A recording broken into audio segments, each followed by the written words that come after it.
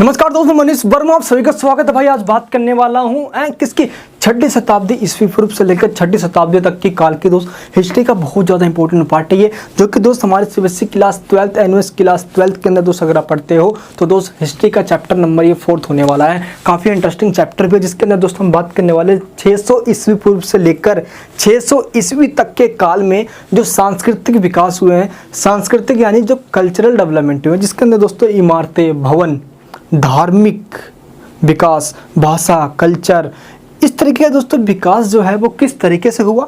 इसमें दोस्त जो हमारा मेन टॉपिक होगा वो होगा धर्म का उदय, जिसमें बौद्ध धर्म और जैन धर्म।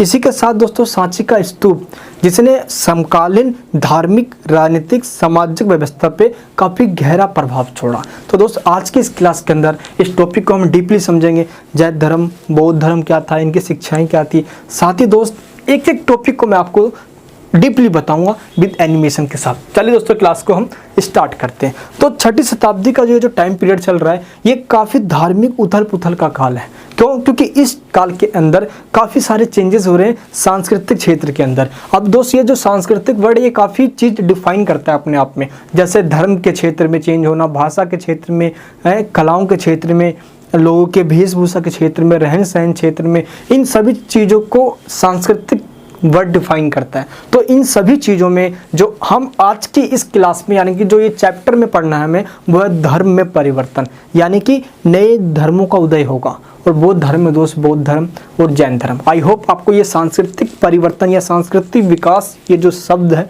ये समझ में आ गया कि सांस्कृतिक विकास में हम भवन, इमारतें और विचार यानी बौद्ध धर्म के विचार, जैन धर्म के विचार, इमारतें यानी जो इन्होंने बनाया से सांची का स्तूप हो गया वो, विश्वास यानी कि इनकी शिक्षाएं जो लोगों तक फैली है। आई होप आप समझ गए होंगे। अब दोस्त हुआ ये कि 6वीं शताब्दी ईस्वी के ही यानी कि जो टाइम चल रहा है ये 6वीं शताब्दी ईस्वी पूर्व का टाइम पीरियड, इसी टाइम में दोस्तों जैसे कि ईरान में है जरसुस्त्र का बहुत बड़ा प्रभाव हुआ, चाइना के अंदर दोस्तों खुगनस्ती का, एंड इसी टाइम पीरियड 6वीं शताब्दी ईस्वी पूर्व के टाइम पीरियड में ही यूनान के अंदर है महान दार्शनिकों, जिसने सुक्रेट्स हो गया, प्लेटो हो गया, एरिस्टोटल हो गया, इनका जन्म हुआ। इस प्रकार 6वीं शताब्दी ईस्वी पूर्व के ही टाइम में भारत का दोस्त जो मध्य पाट है, इस मध्य गंगा के क्षेत्र में दोस्त क्या हो रहा था, धार्मिक आंदोलन चल रहे थे। ये धार्मिक आंदोलन इस तरीके से चल रहे थे जिसको दो भाग में बांटा जा सकता है। दैट मीन्स इसको 2 टाइप में कैटेगराइज किया गया है।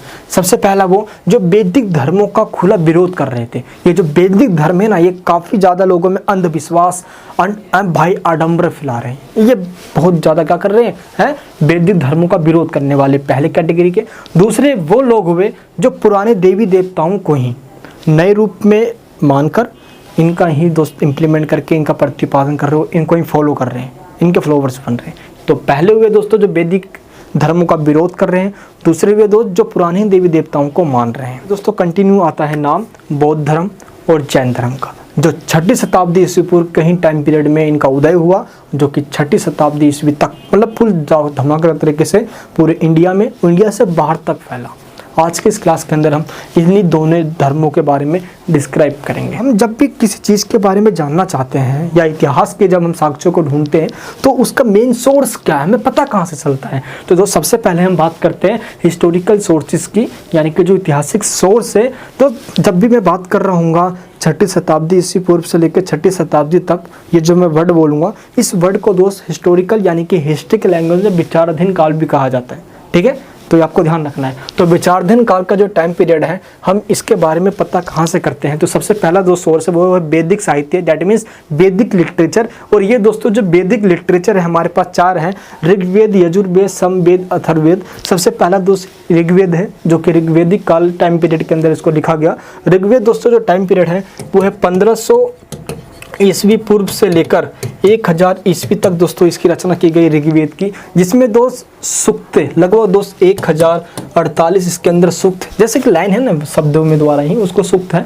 बस जो ऋग्वेद है इसके अंदर जैसे कि इंद्र देवता, सोम देवता, अग्नि देवता, इनको जैसे आज जैसे भजन होते हैं वैसे ही उस समय उनके लिए गीत लिखे गए थे, जो कि बिल्कुल भावपूर्ण मतलब कि बिल्कुल इमोशनल बिल्कुल गीत थे, है ना। तो गीतों के द्वारा ही ऋग्वेद के अंदर लिखा गया। तो इसी के द्वारा उस टाइम पीरियड पूरा सिस्टम चलता था।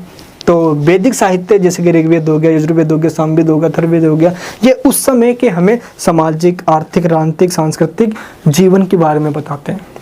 तो ये दोस्त हमें वैदिक साहित्य से भी काफ़ी जानकारी मिलती है। साथ ही दोस्त सेकंड नंबर आता है पुराण का।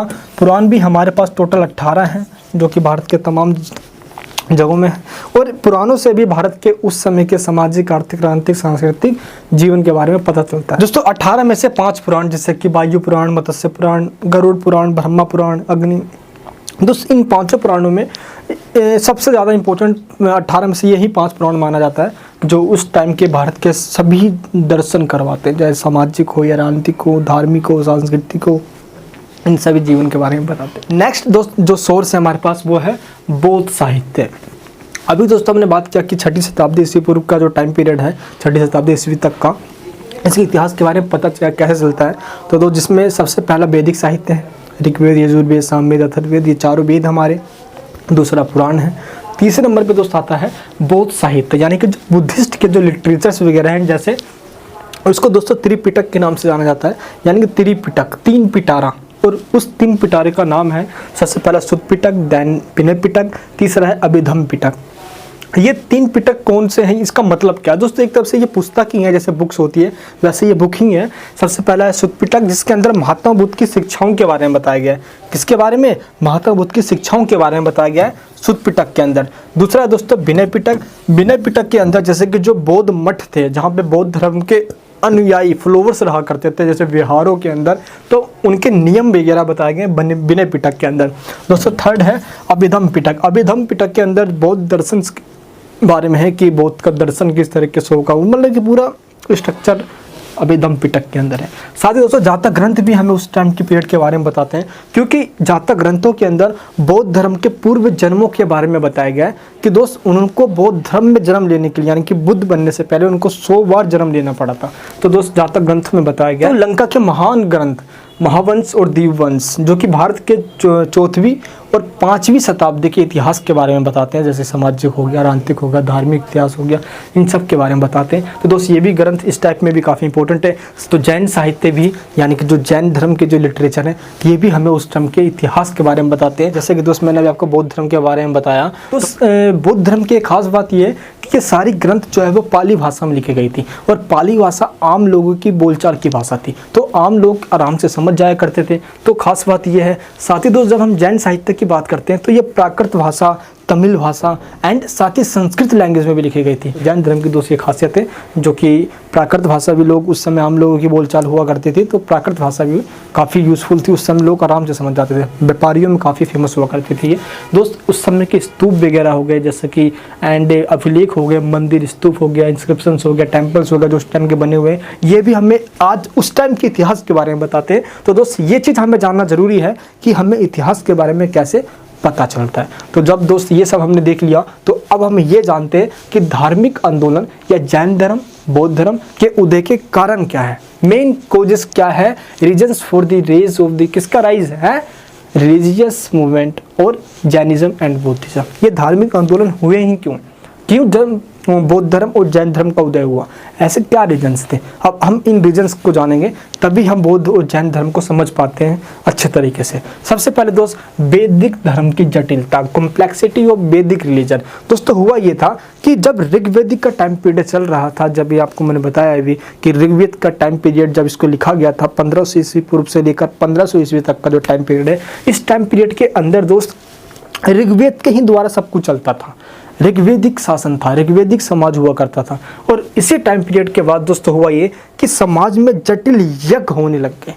कुछ ऐसे यज्ञ जिसमें जैसे कि अश्वमेध यज्ञ हो गए, ये यज्ञ सिर्फ ब्राह्मणों के द्वारा ही संपन्न करवाया जाता था। तो इस तरीके से इस यज्ञ को सिर्फ ब्राह्मण करते थे, उनकी कहते हैं हेजेमनी, अब उनका वर्चस्व होने स्टार्ट हो गया। इसलिए तो वैदिक धर्म में जटिलता आ गई। तो इसी का विरोध करने के लिए बौद्ध धर्म और जैन धर्म आए, जिसके कारण से नए धर्मों का उदय हुआ। सेकंड पॉइंट है दोस्त जाति प्रथा की क्या हुआ, जटिलता, यानी कि complexity of caste. That means इसका मतलब क्या हुआ दोस्त, देखो आपको मैं पहले ही बता देता हूँ कि सबसे पहले आर्यों ने, अब ये आर्य कौन है ये आपको पता होना चाहिए दोस्त। आर्य भारत के मूल निवासी भी हैं, एक ये थ्योरी है। आर्य सेंट्रल एशिया से इंडिया में आए, एक ये भी थ्योरी है। दोनों थ्योरी अलग अलग बात कहती है, आपका क्या मानना है नीचे मुझे कमेंट बॉक्स में बताना। चलिए दोस्त पहले इस पर बात करते हैं।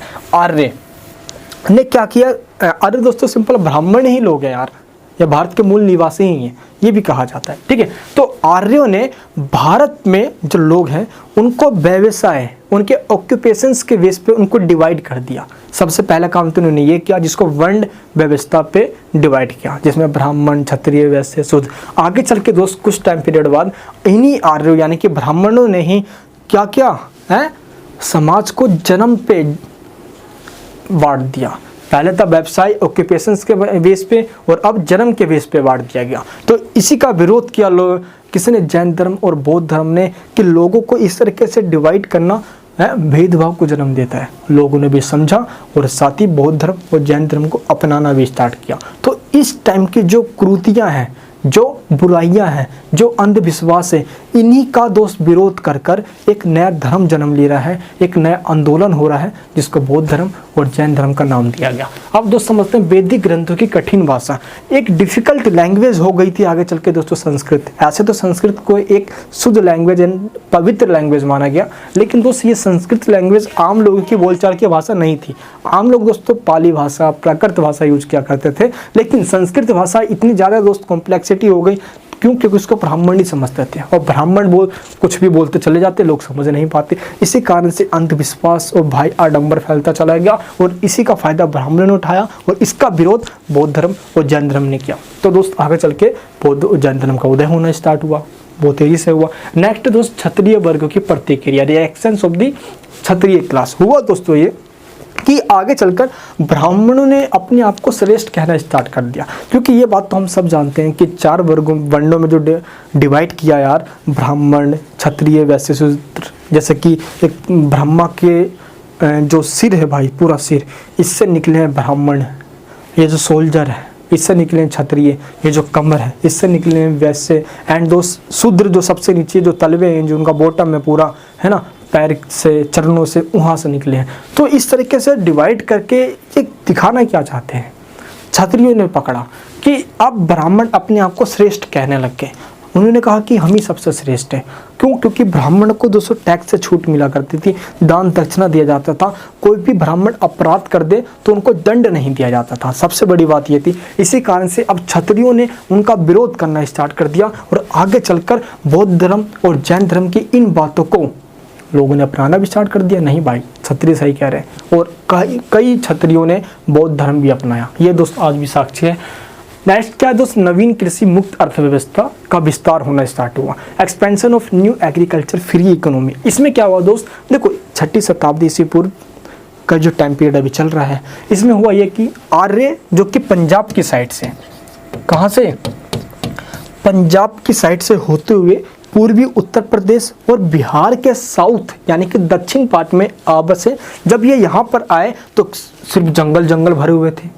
अब इन जंगलों को साफ करने के लिए भाई कुल्हाड़ी चाहिए होता है, और इस कुल्हाड़ी के लिए लोहा चाहिए होता है। दैट मीन्स दोस्त इन आर्यों ने जो यहाँ पे आके बसे, इसका मतलब ये हुआ कि 6ठी शताब्दी ईस्वी पूर्व में ही लोहे का प्रयोग होना स्टार्ट हो गया था। क्यों? क्योंकि इतनी बड़ी मात्रा में जंगल साफ कर दिए गए थे, इसका ये साक्ष्य है। और जो जंगल साफ किए गए, साथ ही दोस्त इसी तरीके से यहाँ पे जब लोग आकर बसे तो आपको पता है कि बौद्ध धर्म और जैन धर्म का बहुत तेज़ी से उदय हुआ। लोगों ने पहचाना, जाना, क्योंकि दोस्त ये जो साउथ का, बिहार का जो दक्षिण का जो पार्ट है, यहाँ पे बौद्ध धर्म और जैन धर्म तो फैला ही फैला। साथ ही दोस्त पूर्वी उत्तर प्रदेश में या भारत के आप नॉर्थ का पूरा पार्ट कवर हो गया था। इसमें धीरे धीरे दोस्त ईस्ट में फैलना भी स्टार्ट हो गया। तो ये चीज़ है यहाँ पे, ठीक है। नेक्स्ट है वैश्य वर्गों का महत्व, इंपॉर्टेंस ऑफ वैश्य क्लास। दोस्त तब हुआ ये कि धीरे धीरे करके उत्पादन में वृद्धि हुआ, प्रोडक्शन बढ़ता चला गया। जैसा कि एग्रीकल्चर स्टार्ट हुई तो बहुत तेजी से भाई उत्पादन हो रहा है। अब उत्पादन हो रहा है तो सामान बहुत तेजी से होगा, फसल तेजी से होंगे। अब इन फसलों को जितना हम खा सकते हैं उतना तो हमारे पास रखेगा ही। अब जो एक्स्ट्रा, जो सरप्लस हो रहा है उसको बेचना स्टार्ट करने के लिए क्या हुआ? अब जब प्रोडक्शन में इंक्रीज होता है तो ट्रेड बढ़ता है दोस्त। अब ये ट्रेड व्यापार होना स्टार्ट हो गया।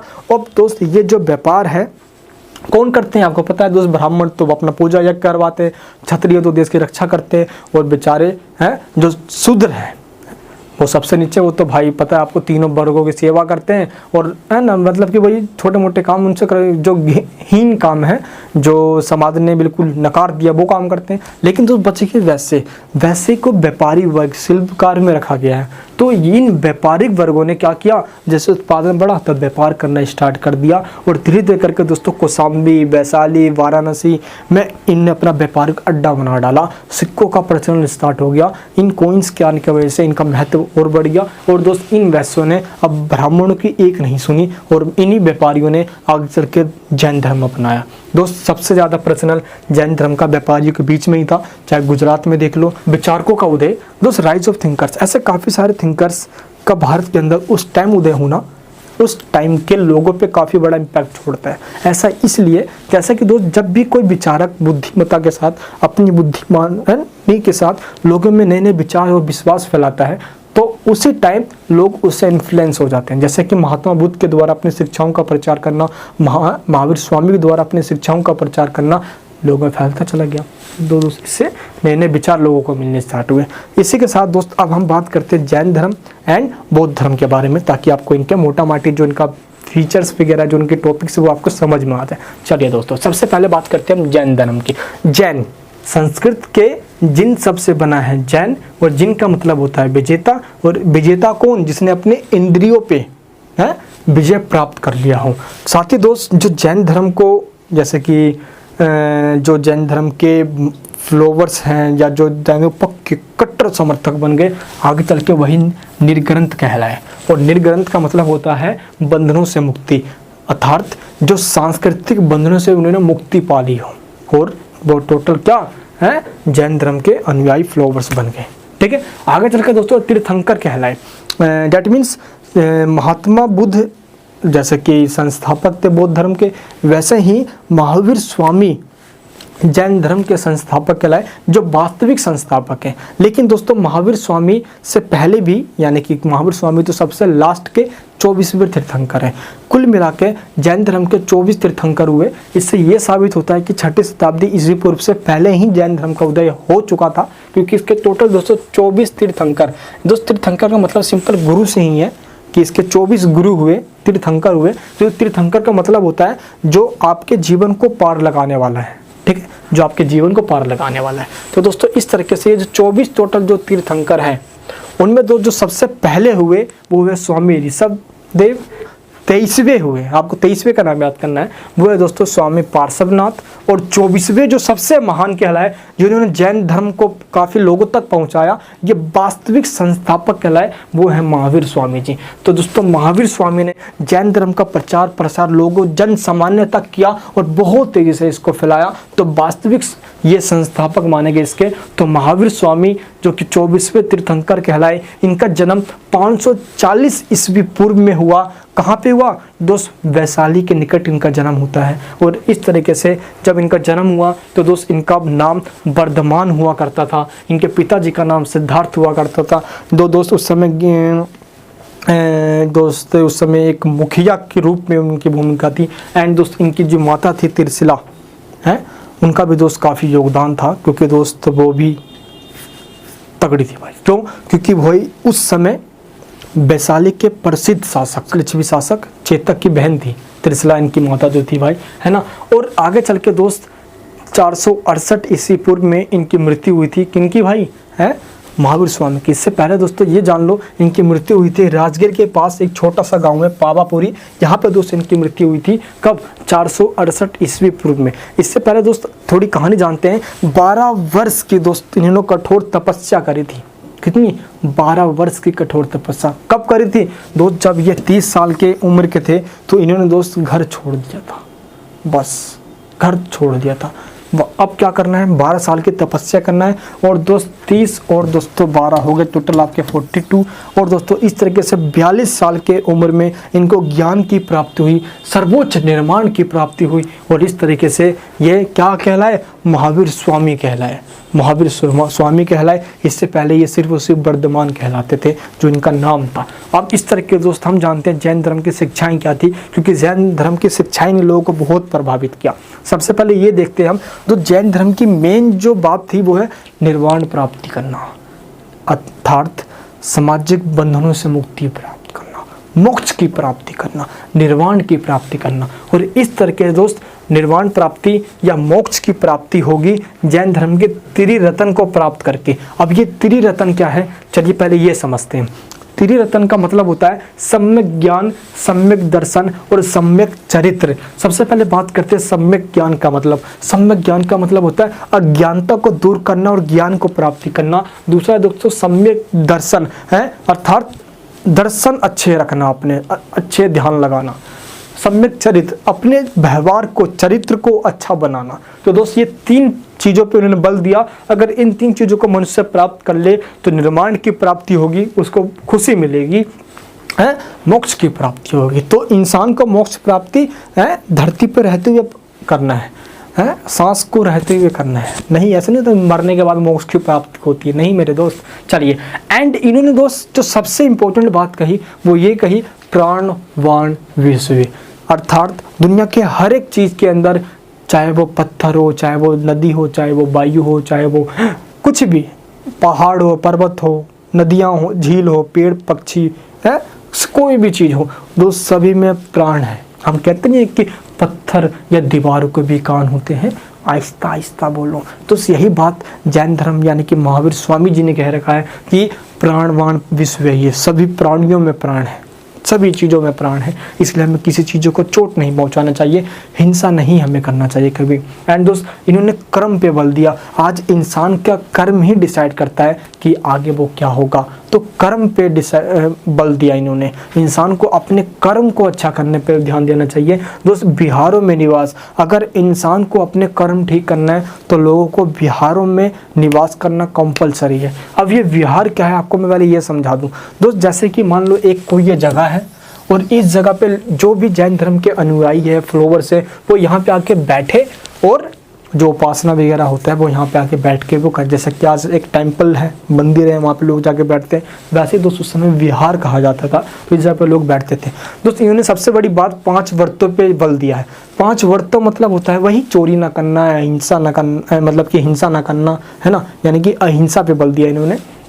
ब्रह्मचर्य जीवन का पालन करना, धन इकट्ठा ना करना, है ना। एंड दोस्त इस तरीके से 5 व्रतों पे इन्होंने जोड़ दिया है। ये दोस्तों आपको ध्यान रखना है। तो इनका ये काफ़ी ज़रूरी है भाई कि झूठ वगैरह भी ना बोलना। तो इनका ये 5 व्रतों में आता है जो कि हर एक लोगों को मानना चाहिए। अब दोस्त बात करते हैं जैन धर्म का विस्तार, स्प्रेड ऑफ जैनिज्म कैसे हुआ। देखो दोस्त सबसे पहले कि जैन धर्म की इन बातों को ही देखकर क्षत्रिय लोगों ने और वैश्य लोगों ने काफ़ी अपनाया। वैश्य में दोस्त व्यापारी लोग आते हैं, क्षत्रियों में शासक लोग आते हैं, और इन्हीं राजाओं और शासकों में अजातशत्रु का नाम पहले आता है, बिंबिसार आता है, एंड दोस्त चंद्रगुप्त मौर्य तक ने जैन धर्म को अपनाया। ये बात दोस्त आप सबको पता होना चाहिए। साथ ही दोस्त कलिंग, उड़ीसा कह लो या कलिंग कह लो, बहुत अरसे बहुत तेजी से यहाँ पे जैन धर्म फैला और लोगों ने इसको अपनाया, शासकों ने दोस्त इसको अपनाया। जैन धर्म का विभाजन आगे चलकर हो गया। क्यों? क्योंकि भाई जैसे ही महावीर स्वामी जी ने निर्वाण की प्राप्ति करी, कमजोर पड़ता चल गया, और आगे चल के जैन धर्म लगभग 300 ईस्वी पूर्व के आसपास की बात है, ये श्वेतांबर और दिगंबर 2 पार्ट में डिवाइड हो गया। दोस्त श्वेतांबर का मतलब होता है जो श्वेत कपड़े धारण करते इस तरीके से बैठते हैं, और दिगंबर का मतलब होता है जो दोस्तों नग्न अवस्था में होते हैं। तो इस तरीके से दोस्त ये 2 अवस्था में डिवाइड हो गया। जैन धर्म की देन क्या है लोगों को, हम चलिए पहले इस पे बात करते हैं। तो देन तो काफ़ी है, क्योंकि इन्होंने फ्री फ्रॉम कास्ट लोगों को जो ये धर्म और जो जाति का जो ये जकड़ है, जैसे कि हिंदू धर्म के अंदर जाति बहुत ज़्यादा है और इस जाति के लोग नीचे हैं, इस जाति के ऊपर हैं, ये काफ़ी था हिंदू समाज के अंदर उस टाइम पीरियड के अंदर। तो दोस्त लोगों को इस चीज़ से फ्री करवाने में, मुक्ति दिलाने में जैन धर्म का काफ़ी बड़ा योगदान रहा। अब remove the evils of Hindu religion, मैंने आपको बताया कि हिंदू धर्म की बुराइयों को दूर करने में जैन धर्म ने अपना योगदान दिया। भाई आडंबर, अंधविश्वासों को दूर करने में इन्होंने अपना योगदान दिया। सांस्कृतिक विकास किया, कल्चरल डेवलपमेंट किया। जैसे साहित्यों का विकास सबसे पहले जैन धर्म के द्वारा ही किया गया। कैसे दोस्त? अपभ्रंश भाषा, ये एक ऐसी भाषा हुई दोस्त जिसमें सबसे पहले उन्होंने अपने टेक्स्ट को, अपने साहित्य को निकाले और उसके व्याकरण को ट्रांसलेट करके लोगों में पहुंचाया। क्या बात है भाई, वो लोग तक ये पहुंचा भी। राजनीतिक क्षेत्र में बहुत बड़ा प्रभाव पड़ा। सबसे पहले अहिंसा का पाठ पढ़ाना लोगों को, जो कि दोस्तों गांधी जी ने राष्ट्रीय आंदोलन में अपनाया। दोस्त अहिंसा का पाठ राजनीतिक क्षेत्र में महात्मा बुद्ध और चाहे दोस्त हो महावीर स्वामी, दोनों ने पाठ पढ़ाया। तो नॉन वायलेंस की दोस्तों बात करी, इन्होंने अहिंसा की बात करी, ये ध्यान रखना है आपको। अब बात करते हैं हम बौद्ध धर्म की। बौद्ध धर्म दोस्त काफ़ी प्रचलित धर्म हुआ भारत के अंदर, क्योंकि ज़्यादा चलने वाला, ज़्यादा लोगों के द्वारा मानने वाला और भारत के बाहर तक फैलने वाला धर्म हुआ। इस धर्म के बारे में बात करते हैं दोस्त। इनका जन्म 566 ईस्वी पूर्व के आसपास होता है। कहाँ पे है? नेपाल के लुम्बिनी प्रदेश के अंदर दोस्त, इस जगह पे इनका जन्म हुआ। और ये महात्मा बुद्ध कैसे बने इसकी भी कहानी है। इससे पहले इनके बचपन की पूरी कहानी और थोड़ा सा बायोग्राफी जानते हैं। जो प्रारंभिक नाम इनका, स्टार्टिंग जो इनिशियल इनका नेम हुआ करता था वो सिद्धार्थ हुआ करता था।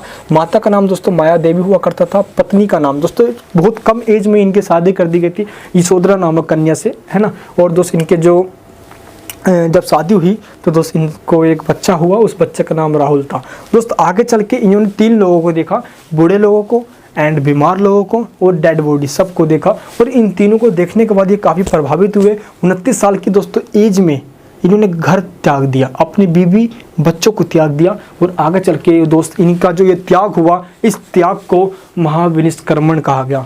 महाविनिष्क्रमण दैट मीन्स महान त्याग कहा गया। और इस तरह के दोस्त अब इन्होंने तपस्या करना स्टार्ट कर दिया। दोस्त बौद्ध गया के पास एक चीज़ ध्यान रखना है दोस्त, जब इन्होंने तपस्या करी, लगभग 6 साल तपस्या करी, तो इनको ज्ञान की प्राप्ति नहीं हुई। ये अंदर से टूट गए, ये ज्ञान की प्राप्ति क्यों नहीं हुई? और इसी चीज़ के कारण दोस्त इन्होंने तपस्या का घोर विरोध करने लग गए कि तपस्या करने से ज्ञान की प्राप्ति नहीं होती मेरे दोस्त। और इसी चीज़ को ये देखते हुए ये बोध गया के पास निरंजना नदी में दोस्त, ये बोध गया के पास, ध्यान रखना, पीपल के वृक्ष के नीचे दोस्त ये जाके बैठ गए। कठोर तपस्या करते हुए दोस्त इन्होंने इनकी समाधि के 49वें दिन के महात्मा बुद्ध को ज्ञान की प्राप्ति। और दोस्त तब जाकर यह महात्मा बुद्ध कहलाए, जो कि दोस्त पहले क्या हुआ करते थे, हैं सिंपल नाम दोस्तों इनका पहले सिद्धार्थ हुआ करता था। और सिद्धार्थ को महात्मा बुद्ध बना दिया किसने? हैं इनकी कठोर डिटर्मिनेशन ने। ये लोगों में होना चाहिए, हैं दृढ़ संकल्प ने। खैर दोस्तों बात करते हैं धर्म प्रचार इनका कैसे हुआ। सबसे पहले दोस्तों, सबसे पहले जो स्टार्टिंग की बात बता रहा हूँ, इन्होंने अपनी प्रवचन लोगों को सुनाया वाराणसी के शरणार्थ के अंदर, जहाँ पे लोगों से मिले। इनके 5 अनुयायी काफ़ी फेमस हुए। ये 5 अनुयायी ध्यान रखना, क्योंकि दोस्तों लाल वस्त्र धारण करके लोगों को शिक्षाओं का प्रचार करते थे। ये महात्मा बुद्ध के बहुत करीबी हुआ करते थे, बहुत मानते थे। दोस्त इन 5 का नाम था अश्वजीत, उपाली, मोगल्लाना, श्रीपुत्र इसका नाम हुआ करता, और आनंद। आनंद इनका सबसे प्रिय था भाई। तो ये 5 के 5 सबसे प्रिय शिष्यों में से 5 हुए महात्मा बुद्ध जी के, यानी कि बुद्ध भगवान के। ये ध्यान रखना है दोस्त आपको। और इसी के साथ इनकी डेथ होती है 486 ईस्वी पूर्व के अंदर। और महापरिवर्तन कहा गया दोस्तों, महानिर्वाण कहा गया इसको, महापरिनिर्वाण भी कहा गया इसको। महापरिनिर्वाण का मतलब होता है मोक्ष की प्राप्ति हो गई अब महात्मा बुद्ध जी को। और इस तरीके दोस्त जब इनकी डेथ हुई तो इनको डेथ के बाद दोस्त इनकी हड्डियों को एक कलश में रखकर क्या किया गया दोस्त, एक कलश में रखकर उसके ऊपर स्तूप बना दिया गया। और इस स्तूप को आज सांची के स्तूप के नाम से जाना जाता है, जो कि दोस्त आज मध्य प्रदेश की राजधानी भोपाल के अंदर है। मैं दोस्त नेक्स्ट वीडियो के अंदर जब स्तूप का एक स्ट्रक्चर बताऊँगा, देन आपको पूरे अच्छे से समझाऊँगा। कभी घूमने जाना दोस्त आज भी बिल्कुल अच्छे तरीके से है, क्योंकि दोस्त शाहजहाँ के टाइम से बेगम ने भी बहुत उसको संरक्षण दिया, इसलिए आज वो सही सलामत है। वरना फ्रांस के कुछ यहाँ पे ट्रैवलर आए थे तो भाई उनको पसंद आ गया था ये, और इसके जो तोरण द्वार जो स्ट्रक्चर बन था वो लेके जाने वाले थे। विश्व निरंतर परिवर्तित होता है, डैट मीन्स हमेशा दोस्त इंसान देखो, या ये जो दिख रहा है आपको आज, जैसे कि आज से 50 साल पहले का एनवायरनमेंट, एटमॉस्फेयर, लोग, संचार, आर्थिक व्यवस्था क्या ऐसी ही थी? नहीं दोस्त, आज से कंपेयर करते बिल्कुल ही अलग थी। वैसे ही विश्व में सब कुछ परिवर्तन होता रहता है। दैट मीन्स विश्व क्षण भंगुर है, क्षण भंगुर वर्ड यूज किया गया है। विश्व में कुछ भी स्थायी नहीं है। कठोर तपस्या का इन्होंने विरोध किया। मैंने आपको बताया 6 साल से इन्होंने तपस्या करी, लेकिन ज्ञान की प्राप्ति नहीं हुई। इन्होंने छोड़ दिया तपस्या करना, इसका विरोध करना भी स्टार्ट कर दिया। विश्व में 4 चीज़ को इन्होंने श्रेष्ठ बताया। सबसे पहले दोस्तों दुख बताया। पूरा विश्व दुखों से भरा हुआ है। आज को कहेगा कि मेरे पास दुख ही नहीं है ना। कुछ लोग देखते हैं जो हंसते हुए हैं, वास्तव में दोस्त वो अपने गम को छुपाते हैं हंसकर। एक चीज़ ध्यान रखना, तो पूरी दुनिया दुख से भरी हुई है। दुख समुदाय और इंसानों की जो इच्छाएं हैं वो दुख का कारण है।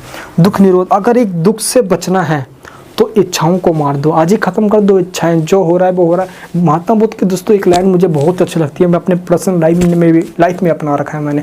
जो प्राप्त है वो पर्याप्त है। जो आपको प्राप्त हो गया वो पर्याप्त है। ज़्यादा इच्छाओं रखोगे तो दुख रहोगे, खुद दुख होगे, अपनी मानसिक संतुलन को भी खो बैठोगे। इसलिए दुख निरोध करो, इच्छाओं को छोड़ो, सब कुछ खत्म हो जाएगा। अब दोस्त इन्होंने दुख से बचने के लिए दुख निरोध मार्ग दिया। इस दुख निरोध मार्ग को अष्टांगिक मार्ग के रूप में भी जाना जाता है। अब दोस्त इसके अंदर बुद्ध भगवान है दोस्तों, ने जो अपने उपदेश दिए, उपदेश मतलब शिक्षाएं होता है, तो इन्होंने दोस्त क्या क्या दिए इसके बारे में बताऊंगा। इससे पहले इनके जो पॉइंट जैसा कि 4 आर्य सत्य क्या है ना। अष्टांगिक मार्ग, अष्टांगिक मार्ग का मतलब ये होता है दुख निरोध मार्ग, जिसके द्वारा हम अपने दुखों को दूर कर सकते हैं। 10 सील भी कहा गया उसको दोस्तों। कर्मवाद एवं पुनर्जन्म की बात, अनिश्वरवादी, आत्मा निर्माण, वेद एवं कर्मकांड की आलोचना करी दोस्तों इन्होंने। सबसे बड़ी बात ये ध्यान रखना, इन्होंने वेद और कर्मकांडों की आलोचना करी। ब्राह्मण इसी के वेश पे, वेद और कर्मकांडों के वेश पे ही क्या करते थे, यज्ञों के अंदर पशु बलि देते थे, पशुओं को मार दिया करते थे। पशुधन की कमी हो जाती थी, भारी कमी हो जाती थी, क्योंकि कृषि के अंदर, खेतों के अंदर पशुओं की काफ़ी आवश्यकता है। लेकिन क्या करते भाई, इस पशु बलि के द्वारा बहुत अंधाधुंध पशु बलि हुआ करते थे। तो दोस्त इन्होंने ही वेद एवं कर्मकांडों का आलोचना किया, सामाजिक दर्शन करवाया दोस्त। अभी एक चीज़ यहाँ पे ध्यान रखा है, जो अष्टांगिक मार्ग कहा है ये दोस्तों, ये क्या है, ये दोस्तों काफ़ी इंपॉर्टेंट चीज़ें दोस्त जो आपको पता होना चाहिए। जैसे कि सम्यक दृष्टि, विश्वास, सम्यक संकल्प, सम्यक वचन, सम्यक कार्य, सम्यक आजीव, है ना। हमें मतलब कि सम्यक जीवन जीना चाहिए अच्छा तरीके से, सम्यक प्रयास, सम्यक स्मृति और सम्यक समाधि। साथ ही दोस्तों इन्होंने बताया है अपने किसके बारे में, 10 सील, 10 सिद्धांत दिए इन्होंने। वो दोस्तों 10 सील क्या है, अहिंसा, सत्य, चोरी ना करना, संपत्ति का त्याग करना, ब्रह्मचर्य जीवन जीना, नृत्य ज्ञान का त्याग करना, संगीत नृत्यों का त्याग करना दोस्तों, असमय में भोजन का त्याग करना। लोग क्या करते हैं कि सुबह का भोजन रात दोपहर में कर रहे हैं, दोपहर का भोजन शाम में कर रहे हैं। ये चीज़ का त्याग कर दो भाई, आज बना विनाश हो जाएगा। नहीं दोस्तों, कोमल संध्या का त्याग करना, साथ ही कामनी कंचन का त्याग करना। वो है क्या करते हैं हम इंसान बड़े आलसी होते हैं, या हम चाहते हैं कि नहीं भाई लग्जरी जीवन जीना, इसका त्याग कर दो, जीवन विनाश काल आ जाएगा बहुत जल्दी। ये दोस्तों महात्मा बुद्ध जी कह रहे हैं, ठीक है। तो दोस्त इन 10 में से जो स्टार्टिंग के 5 है वो उन लोगों के लिए जो महात्मा बुद्ध के बिहारों में रहते हैं, दैट मीन्स जो फॉलोवर्स अनुयायी हैं, जो वहीं पर रहते हैं, जो ब्रह्मचर्य जीवन जीना चाहते हैं, वो है ना मठों में रहते हैं। देखते नहीं आज भी दोस्त वो लाल कपड़े धारण करके आज भी काफ़ी लोग मिलते हैं, देखा होगा दोस्तों। जब मैं कॉलेज के टाइम में होगा तो मेरे कॉलेज के बाहर ये थे, और शायद दोस्त वो बुद्ध भगवान के कुछ ग्रंथों को बांट रहे थे, तो मैंने उनसे मिल लिया भी था। तो उस टाइम वो उसी कपड़ों को धारण करके थे, और वो हमेशा उसी कपड़ों में रहते हैं दोस्त। यही बौद्ध धर्म जो आज भारत से निकल कर जापान, चीन, तिब्बत, भूटान, नेपाल, बर्मा दोस्त, इन वियतनाम भी देख लो, इन जगह पे फैला। तो बौद्ध धर्म की भाई दोस्तों बात ये अलग है। आप दोस्त बात करते हैं कि सबसे बड़ी बात बुद्ध धर्म ने कर्मा पे बल दिया, कि इंसान का कर्मी जो है, जो उसका भविष्य वो वर्तमान डिसाइड करता है। अगर आप आज कुछ ऐसा कर रहे हो हैं, जैसे कहते हैं जैसे दुनिया में प्रसिद्ध होना है, तो आज से ही मेहनत करना शुरू कर दो, क्योंकि आज का दिन कल का इतिहास है, आने वाला कल का इतिहास मेरे दोस्त है। तो इन्होंने कर्मा पे बल दिया है, इंसान की कर्म ही उसके सब कुछ का फल है। तो कर्म करो, माता पिता का सेवा करो, उससे बड़ा भी कुछ थोड़ी है यार। जैसे कि आता नहीं है कि आज हम जो भी कर रहे हैं उसका फल हमें जरूर मिलेगा, ऐसा सुना होगा आप सभी ने। वैसे ही इन्होंने कर्म पे बल दिया है दोस्त। इन्होंने निर्माण प्राप्ति पे बल दिया है। किस पे? निर्माण प्राप्ति में मोक्ष की प्राप्ति करना है। बौद्ध संघ की बात करते हैं तो बौद्ध संघ जैसे कि एक तरफ से बताया भी आपको मैंने कि मान लो कि एक संघ बनाया हुआ है, एक पूरी से एक यूनियन सी बनी हुई है, जहाँ पे आज तो हम यूनियन वर्ड यूज कर देते हैं, लेकिन उस समय बौद्ध मठ कहा जाता था। एक गुफा टाइप में होता था जहाँ पे जो बौद्ध के फॉलोवर्स हैं वो आके बैठते थे, और वहाँ पे आके दोस्त लोग क्या करते थे, उपासना करते थे, बुद्ध भगवान को याद किया करते थे। दोस्त ऐसे लोगों में 2 कैटेगरी के लोग थे दोस्त, जिनको हमने भिक्षु और उपासक कहा है। दैट मीन्स जो बौद्ध धर्म के फॉलोवर्स थे उनको 2 पार्ट्स में डिवाइड किया गया है, भिक्षु में और उपासक में, ठीक है दोस्त। इसी के साथ जो बौद्ध धर्म के 3 अंग बन गए, बुद्ध भगवान, धम्म यानी उनकी शिक्षाएं और संघ, इन तीनों को ही मिलाकर पूरा बुद्ध धर्म बनता है, दैट मीन्स बौद्ध धर्म बनता है। तो भिक्षु और उपासक इस तरह के दोस्त ये पूरा मठ हुआ करता था जहाँ पे इनकी मूर्तियाँ लगी होती थी और लोग आपस में आके बैठकर इनकी उपासना किया करते थे। ये आपको दोस्तों पता होना चाहिए, ठीक है।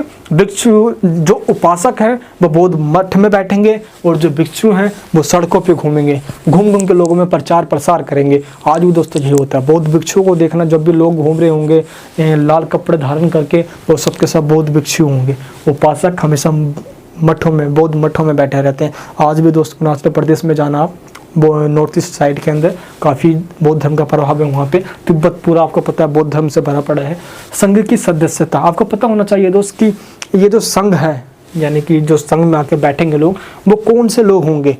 देखो बौद्ध धर्म के अंदर कोई से भी, महात्मा बुद्ध की साफ बात ये थी कि उन्होंने समानता पे बल दिया, एक भी भेदभाव नहीं किया। लेकिन स्टार्टिंग में दोस्त महात्मा बुद्ध ने महिलाओं को संघ में शामिल करने से मना कर दिया था। लेकिन अपने प्रिय शिष्य 5 में से जो सबसे प्रिय हुए भाई वो आनंद के द्वारा कहने पर महिलाओं को भी संघ में आने से यानी कि दोस्तों परमिशन मिल गई और महिलाएं भी आई। और आगे चल के दोस्त यही महिलाएं थेरी कहलाई। थेरी का मतलब होता है जिन्होंने निर्वाण की प्राप्ति कर ली हो। दोस्त इस साल एमसीक्यू क्वेश्चंस आने वाले हैं, हर एक वर्ड को डिफाइन कर रहा हूँ तो याद करना। तो थेरी का मतलब होता है जिन्होंने, ऐसी महिलाएं जिन्होंने निर्वाण की प्राप्ति कर ली हो, मोक्ष की प्राप्ति कर ली हो। साथ ही दोस्त महात्मा बुद्ध किसी भी धर्म का बंधक भी ना हो, चाहे हिंदू हो, है ना, किसी भी ब्राह्मण हो, क्षत्रिय, वैश्य हो, शूद्र हो, कोई भी आके बौद्ध मठ में आ सकता है, संघ में शामिल हो सकता है, कोई भी रेस्ट्रिक्शन नहीं है। और दोस्त इसी तरीके से उपमाता महाप्रजापति के रूप में ये जाने गए। लोगों ने इनको, कहते नहीं कि इनके व्यवहार को काफ़ी पसंद किया और बौद्ध धर्म ऐसे फैला जैसे दोस्त आज कोरोना वायरस फैल रहा है। आज चलिए दोस्तों बात करते हैं बौद्ध धर्म के प्रचार के क्या कारण है, क्यों दोस्त इतना तेज़ी से फैलता चला गया है, इसकी भी बात करेंगे हम। दोस्तों महात्मा बुद्ध का चरित्र लोगों को काफ़ी पसंद आया। इन्होंने जो अहिंसा का पाठ पढ़ाया, उस समय की कुरीतियों को उजागर किया। जैसे कि दोस्त आज भी अगर अब हम राष्ट्रीय आंदोलन की बात करते हैं, अंग्रेज़ भारत में आए, भारत पे बहुत अत्याचार किया, भारत के लोगों पे अत्याचार कर रहे थे वो, तो इसी का विरोध महात्मा गांधी जी ने किया। अब गांधी जी महात्मा बन गए। वैसे ही दोस्त उस टाइम में जब ब्राह्मणों ने लोगों पर अत्याचार कर रहे थे, अत्याचार करना स्टार्ट किया, बहुत तेजी से अत्याचार करते, भाई आडंबर अंधविश्वास फैला रहे थे, तो उसी टाइम सिद्धार्थ ने लोगों को जगाने का काम किया और इन सिद्धार्थ को लोगों ने महात्मा बना दिया और आगे चलकर दोस्तों ये महात्मा बुद्ध कहलाए। आई होप दोस्त आप समझ में आ गया कि इनका चरित्र लोगों को काफ़ी इम्पैक्ट पहुंचाया, लोग इससे प्रभावित भी हुए। अगेंस्ट किसके दोस्त हैं, भाई आडंबरों के ये विरोध में थे। ये भाई आडंबर जो है ये ब्राह्मणों के द्वारा फैलाया गया कि ऐसा नहीं ऐसा करो, ऐसा नहीं ऐसा करो, बस यहाँ पे दान दक्षिणा दो, तुम्हारी मनोकामना पूरी हो जाएगी। महात्मा बुद्ध जी ने कहा ये भाई आडंबर, ये अंधविश्वास है जिसके कारण लोगों को आर्थिक और राजनीतिक रूप से जकड़ में फंसा कर रखा गया है। इसका काफ़ी विरोध किया गया। इनकी शिक्षाओं को लोगों ने काफ़ी पसंद किया। क्यों? क्योंकि कहते नहीं है कि वो चीज़ जो अब तक इस इंसानों को सिर्फ ग्रंथों में, वेदों में कठोरता के द्वारा पढ़ाया जा रहा था, बताया जा रहा था, बनाया जा रहा था। ब्राह्मण अपने आप को ईश्वर का प्रतिनिधि कहने तक लग गए थे कि हमें तो ईश्वर ने भेजा है लोगों को बताने के लिए, ऐसा नहीं ऐसा होता है। और इसी कारण से दोस्त लोग आगे चल के नाराज भी हुए। क्यों? क्योंकि अंधविश्वास ही ऐसा था भाई। आगे चल के दोस्त इनकी जो शिक्षाएँ हैं लोगों में बहुत फैली। महात्मा बुद्ध के फैलने का एक ये भी रीज़न था भाई, यानी बौद्ध धर्म के फैलने का, कि इनकी जो ग्रंथ होती थी वो जन सामान्य की भाषा, दैट मीन्स पाली भाषा में हुआ करती थी, लोगों में आसानी से फैली। भाई जब मैं आप मेरी वीडियो को तभी क्लिक करोगे जब आपको मेरी वीडियो समझ में आएगी, तो लोग बौद्ध धर्म तभी फॉलो करेंगे जब उस धर्म की खासियत लोगों को समझ में आएगी। और ये खासियत क्या थी, लोगों ने पाली भाषा में पढ़कर समझ लिया, क्योंकि पाली भाषा लोगों की आम बोलचाल की भाषा थी। अब यही संस्कृत में होता तो लोग समझ पाते। आज भी दोस्तों पंडित जी क्या क्या बड़बड़ा देते हैं, लोगों को समझ में नहीं आता यार, उसका अर्थ अच्छे से पता नहीं होता। तो जैसे कि महावीर स्वामी का कहना था और गुरु नानक जी का भी कहना था। गुरु नानक जी ने दोस्तों एक बार कहा था, मैंने पढ़ा था ये, कि उन्होंने कहा था कि कोई भी अगर चैंट वगैरह यानी कि जो भी अगर मंत्र वगैरह बोला जा रहा है तो उसका सही अर्थ समझ कर ही उसको बोलना चाहिए, या हमें उसका अर्थ पता होना चाहिए। लेकिन क्या करें, संस्कृत में होगा तो कईयों को संस्कृत समझ में नहीं आती, खास पता तो ये। लेकिन दोस्तों संस्कृत सभी भाषाओं की जननी है, हम इससे भी दूर नहीं हो सकते भाई, है भाषाओं की जननी नहीं कहा जाता है। दोस्त बौद्ध धर्म ने लोगों के समानता पे बल दिया, जबकि हिंदू धर्म ने लोगों को बांटना चाहा है। ब्राह्मण ने क्या किया, ब्राह्मण क्षत्रिय वैश्य शूद्र के नाम पे लोगों को बांट दिया, डिवाइड कर दिया। लोग परेशान थे, तंग आ चुके थे। इसी कारण से बौद्ध धर्म अपनाया लोगों के द्वारा है। बौद्ध धर्म अपनाने का नहीं फैलता भी चला गया, क्योंकि इन्होंने समानता पे बल दिया। तो बौद्ध धर्म के फैलने का सिंपल रीज़न ये था कि उस टाइम जो हिंदू धर्म की बुराइयां हैं, या हिंदू धर्म के अंदर ब्राह्मणों ने जो ऐसा बुराई का सिस्टम कर रखा था, उसी को उन्होंने उजागर किया, लोगों को बोलना स्टार्ट किया। लोगों ने कहा नहीं, महात्मा बुद्ध या बौद्ध धर्म तो बहुत अच्छा धर्म है भाई, ये तो भाई सही में अच्छा है। क्योंकि लोगों को रिस्पेक्ट नहीं मिल रही थी हिंदू धर्म के अंदर। शूद्र बेचारा क्या करते, आज एग्जाम्पल देता हूँ दोस्तों, अम्बेडकर जी दलित नेता थे, उनको वो रिस्पेक्ट उनको अपने धर्म में नहीं मिलता। जो रीजन रहा भाई, उन्होंने बौद्ध धर्म अपना लिया। पता होना चाहिए आपको दोस्त, महात्मा बुद्ध जी क्या यही प्रचार प्रसार उस टाइम हुआ कि लोगों ने आगे चलकर बहुत तेज़ी से बौद्ध धर्म अपनाया, जिसमें दोस्त राजकीय संरक्षण भी इसके काफ़ी मिला उस टाइम बौद्ध धर्म को। जैसे कि कनिष्क राजा ने इसको बढ़ाने में, इसको प्रचार प्रसार करने में पैसे दिए, कोइंस दिए, काफ़ी धन दौलत खर्च किया। तो दोस्त इस तरीके से स्टेट का जो प्रोटेक्शन मिला, उसने भी बौद्ध धर्म को लोगों में पहुंचाने में काफ़ी हेल्प करी। और अशोक ने भी दोस्त, आपको पता है कि बौद्ध धर्म को अपना लिया था, तो अशोक ने भी इसके बढ़ाने में, प्रचार प्रसार करने में अपना बहुत बड़ा योगदान दिया। बौद्ध धर्म का फॉलोवर्स था दोस्त। कलिंग युद्ध के अंदर लाखों लोग मारे गए थे, इससे काफ़ी प्रभावित हुआ था। धर्म की उसने रचना करी थी, बड़ों का सम्मान करो, छोटे से प्रेम करो, अहिंसा का पाठ पढ़ाया उसने लोगों को। इसलिए बौद्ध धर्म को अपनाने के बाद अशोक भी महान बन गया है, अशोक स्तंभ, पता है ना भाई, इसी वजह से। चलिए, बौद्ध धर्म का दोस्तों विभाजन होगा आगे चलकर बट गया, जैसे कि श्वेतांबर और दिगंबर में आगे चलकर क्या जैन धर्म बट गया, सेम उसी तरीके से बौद्ध धर्म भी डिवाइड हो गया। पहले को हीनयान कहा गया, दूसरे को महायान कहा गया। महायान ये रहा दोस्तों, हीनयान कहा गया, दूसरे को महायान कहा गया। हीनयान देखो, जैसे वड़ी दोस्त कह रहा है हीन लोग, दैट मीन्स ये महात्मा बुद्ध की आत्माओं को पवित्र मान के उनकी पूजा किया करते थे। हीनयान के लोग उनकी आत्माओं को पूजा करते थे। ये मूर्ति पूजा के विरोधी हुआ करते थे, ये तपस्या के विरोधी हुआ करते थे हीनयान वाले लोग। बात करते हैं महायान लोग। महायान दैट मीन्स महान, ये महात्मा बुद्ध को एक महान देवता के रूप में या महान ईश्वर मानते हुए उनकी मूर्ति की पूजा करते थे। किसकी पूजा करते थे? ये सब लोग उनकी मूर्ति की पूजा करते थे और इनकी शिक्षाओं को आगे बढ़ाया करते थे। तो मूर्ति पूजक थे और हीन वाले मूर्ति पूजा नहीं थे। ये एक मतलब कह सकते हो कि पवित्र आत्मा मानते थे और ये उनकी शिक्षाओं को मानते थे। ये चीज़ आपको दोस्तों पता होना चाहिए, ठीक है। और हीनयान और महायान के रूप में ये डिवाइड हो गया। एंड दोस्तों महायान बुद्धिज़्म का आज काफ़ी बड़ा पार्ट इंडिया के अंदर भी है, तिब्बत के अंदर भी है। महायान वाले ज़्यादातर आज दुनिया भर के अंदर फैले हुए हैं, वियतनाम से लेकर भूटान तक, बर्मा है, बर्मा पता है ना दोस्तों, जिसको आज क्या कहते हैं, वियतनाम, ठीक है। तो दोस्त सब जगह फैले हुए हैं। चलिए आप दोस्तों बात करते हैं बुद्धिज़्म, जिसका डिक्लाइन हो चुका था इंडिया से 14वीं शताब्दी तक पूरा ही खत्म हो गया था। ये 14th सेंचुरी के अंदर। इसके काफ़ी सारे रीजन है जो अभी बात करते हैं हम। चलिए दोस्तों समझते हैं कि 14वीं शताब्दी तक बौद्ध धर्म कैसे इतना ज़्यादा क्यों कमज़ोर पड़ गया था। सबसे पहले भाई इसमें दुर्बलता आ गई थी। बौद्ध धर्म के अंदर कमजोरी आने का दोस्तों जो रीज़न था वो था महात्मा बुद्ध की निर्वाण प्राप्ति। जैसे दोस्तों उनको मोक्ष की प्राप्ति हुई, जैसे उनका देहांत हुआ, वैसे ही लोगों में कलह क्लेश होना स्टार्ट हो गया, जिसके कारण से बौद्ध धर्म डिवाइड हुआ। पहली चीज़ दोस्तों। सेकंड क्या है भाई, प्रतिष्ठा को चोट पहुंची। जब दोस्त महायान और हीनयान में बौद्ध धर्म डिवाइड हुआ तो लोगों के द्वारा इसकी जो प्रतिष्ठा पहले हुआ करती थी उसको काफ़ी चोट पहुंची। ये चीज़ ध्यान रखना है, जिसके कारण ये भी डिक्लाइन होना स्टार्ट हो गया। मृत्यु का प्रभाव देखो, जाहिर से बात यार, महात्मा बुद्ध के टाइम पे इसको लीडरशिप अच्छा मिल रहा था, ये महात्मा बुद्ध जी गाइडेंस में काफ़ी तेज़ी से बढ़ रही थी। लेकिन महात्मा बुद्ध जी के जैसे ही देहांत हुआ है उसका काफ़ी तगड़ा प्रभाव पड़ा। एंड राजकीय जो संरक्षण, जैसे कनिष्क की जब मृत्यु हो गई तो राजकीय संरक्षण मिलना बंद हो गया, कोई प्रोटेक्शन नहीं मिल पा रहा था भाई, फाइनेंशियल हेल्प जो भी वट एवर वो सिर्फ नहीं मिल पा रहा था। इसके कारण से दोस्त ये फैलना बंद हो गया।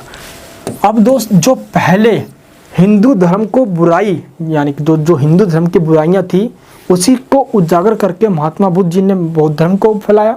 अब इसी चीज़ को पकड़ते हुए हिंदू धर्म में ब्राह्मणों ने क्या किया, वो बुराइयां सुधारी और आगे चलकर जो बातें बौद्ध धर्म ने कहकर अपने धर्म को फैलाया, अब उसी चीज़ को दोस्त हिंदू धर्म ने क्या किया, सुधारा। अब हिंदू धर्म का प्रभाव बहुत तेज़ी से फैलना स्टार्ट हो गया। 8वीं से दोस्तों 12वीं शताब्दी है, 8 से 12 सेंचुरी के बीच में नॉर्थ इंडिया में राजपूतों का आना बौद्ध धर्म का खात्मा साबित हुआ। 11 से 12 सेंचुरी 11वीं या 12वीं शताब्दी की दोस्तों बात है ये, जब भारत के ऊपर मुसलमानों का आक्रमण होना स्टार्ट हुआ, जिसके कारण सभी बौद्ध धर्म का दोस्त कहीं ना कहीं है ना क्या डिक्लाइन होना स्टार्ट हुआ। और 14 सेंचुरी तक दोस्तों भारत से बौद्ध धर्म का मतलब कि कह सकते हो कि बिल्कुल ही कुछ ही 0.2% बचा हुआ, ख़त्म सा हो गया पूरा। ये आगे चल के बेशक बाद में इसका आना प्रभाव हुआ, जब अंग्रेज आए तो दोस्तों आगे चल के ये आना स्टार्ट भारत में हुआ। और आज भारत के अंदर बौद्ध अनुयायी हैं, कुछ परसेंटेज में ही है बट हैं जरूर, ठीक है, ये ध्यान रखना है।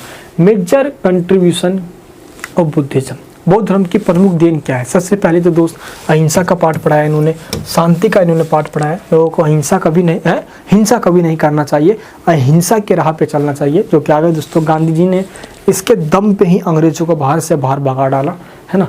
विदेशों में बौद्ध धर्म का प्रचार तेजी से हुआ, कनिष्क के द्वारा भी काफ़ी इसको संरक्षण दिया गया और विदेशों में प्रचार करने के लिए काफ़ी दोस्तों लोगों को तक भेजा गया। तो बड़ा तगड़ा दोस्तों पाठ है यहाँ पे। जो सबसे पहले है किसका, टॉलरेंस, सहिष्णुता का पाठ पढ़ाया गया बौद्ध धर्म के द्वारा लोगों को कि हमें टॉलरेंस, पेशेंस रखना चाहिए, हमें सहिष्णु होना चाहिए। ऐसा नहीं कि हमें अपने धर्म को ऊंचा और दूसरे धर्म को नीचा दिखा के उन पर मतलब कि हिंसा करना चाहिए, ऐसा कभी नहीं करना चाहिए हमें। हिंदू धर्म का प्रभाव जो है दोस्त ये काफ़ी पड़ा बौद्ध धर्म पे। एंड दोस्त एक चीज़ आपको ध्यान रखना यार कि हिंदू धर्म ने भी उन्हीं सब बातों को आगे चलकर ठीक करना स्टार्ट किया, जो उस टाइम पे बौद्ध धर्म ने उसको उजागर किया। दोस्त भवन निर्माण करना बौद्ध धर्म की एक सबसे बड़ी उपलब्धि कह सकते हो, जिसके अंदर सांचे का स्तूप बनाया गया। तो भवन बनाना, ये सब बनाना, ये जैसे कि सांचे स्तूप वगैरह हो गया, ये बौद्ध धर्म की एक काफ़ी बड़ी मतलब कि उपलब्धि भी है, साथ ही एक पहचान है जो कि बौद्ध धर्म के नाम से दुनिया भर के अंदर प्रसिद्ध भी है। दोस्त भवन निर्माण में सांची स्तूप पहले आता है, और दोस्तों क्या क्या बनाया गया था ये सब दोस्त टॉपिक हम किसमें नेक्स्ट क्लास में पढ़ेंगे कि क्या कला थी और क्या क्या स्तूप कैसे बना, पूरा उसका स्ट्रक्चर क्या था, ये चीज़, ठीक है दोस्त। क्योंकि यहाँ तक हमारा जो वीडियो का पार्ट है ये सब पार्ट दोस्तों यहीं तक एंड हो जाता है। अब सांचे का स्तूप एक अलग टॉपिक सा है, उस पर अलग क्वेश्चन पूछे जाते हैं, कैसे पूछे जाते हैं, अब उस पर मैं इस वीडियो का नेक्स्ट पार्ट लेकर आऊँगा। आपको दोस्त एक चीज़ ध्यान रखना है, इसमें जो मैंने बताया इसको सेक्वेंस में देखना है। एक बार दोस्त एनसीईआरटी बुक या जो एनवीएस की बुक आपके पास है वो पढ़ना है। साथ ही दोस्त यहाँ तक हमारा पूरा जो चैप्टर है वो कवर हो जाता है। अब सांचे का स्तूप एक टॉपिक है जो आपको, और जो कला और मूर्ति कला है वो नेक्स्ट वीडियो आपको बता दूंगा मैं। ये वीडियो आपको कैसे लगी नीचे मुझे कमेंट बॉक्स में बताना। नेक्स्ट वीडियो का इंतज़ार अगर आप कर रहे हो तो वो भी बताना, ताकि मैं जल्द से जल्द नेक्स्ट वीडियो लेकर आऊँगा। साथ ही दोस्त इस वीडियो को सब जगह शेयर करना, एक वीडियो को बनाने में काफ़ी मेहनत लगती है, तो प्लीज़ अपना प्यार दिखाना। नए हो तो सब्सक्राइब करके बेल आइकन ऑन करना। इस वीडियो को सभी दोस्तों के पास शेयर करो ताकि और लोग ऐसे ऐसे वीडियोज़ को देखें, पसंद करें, ताकि मेरे को वीडियोज़ मतलब 1 नहीं 2 नहीं 4 नहीं बनाते रहूँ। बड़ा मज़ा आता है दोस्त मेरे को वीडियोस बनाने में और आप सबको पढ़ाने में। खैर दोस्तों ये वीडियो कैसे लगी जरूर बताना कमेंट बॉक्स में। हिंदू धर्म पर प्रभाव बौद्ध धर्म का भी आया, और बौद्ध धर्म ने उन्हीं बुराइयों को ख़त्म कर आगे चल के अपना प्रभाव बढ़ाया। यहाँ तक दोस्त हमारा टॉपिक ख़त्म हो जाता है। अब मिलूंगा दोस्त नेक्स्ट वीडियो में। आर्ट एंड कल्चर क्या था, कलाएँ क्या थी, एंड दोस्त कुछ नवीन धर्म जैसे कि शैव धर्म है ना, विष्णु धर्म का उदय हुआ, एंड सांचे का स्तूप, ये सब दोस्तों जो टॉपिक है ये हम छोटे मोटे टॉपिक बचे हुए हैं, अब हम नेक्स्ट क्लास में कवर करेंगे। आई होप दोस्तों यहाँ तक आपका टॉपिक पूरा क्लियर हो जाता है। अब नेक्स्ट क्लास में हम सांचे का स्तूप टॉपिक करेंगे। प्लीज़ जुड़े रहना और चैनल को सब्सक्राइब करके अपना प्यार बनाए रखना। मिलेंगे नेक्स्ट वीडियो में। जय हिंद, जय भारत।